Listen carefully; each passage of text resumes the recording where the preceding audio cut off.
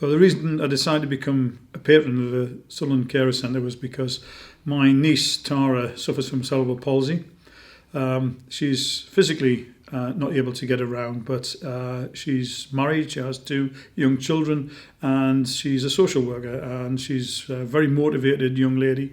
And her young daughter, Molly, was interviewed one day on national radio, and I listened to the interview on the way down the A19 to work, and I was so inspired by what she had to say and how much she just seen it as part of her duty as being a daughter to her mother who couldn't walk and needed help around the home, how she basically gave up her time before school and after school and weekends unselfishly to help her mum. And it was just an incredible story. I was actually in tears on the way down the A19.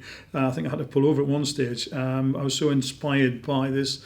And he was my niece's daughter, actually inspiring me to have more involvement. And that, when I was asked to join by Julie and Amanda and Chris, it was just a yes straight away. What can I do to help? We're absolutely delighted to have Paul on board. We're really thrilled about that. Paul's business mind is so astute that I'm hoping that will help us to develop our business going forward. We're obviously a charity and we're commissioned, but we want to develop that so that we've got some funding in our own right that we can actually develop services further for carers in the city. Quite frankly, it wakened me up to the amount of work that young carers in particular who are doing unselfishly to support parents and members of the family.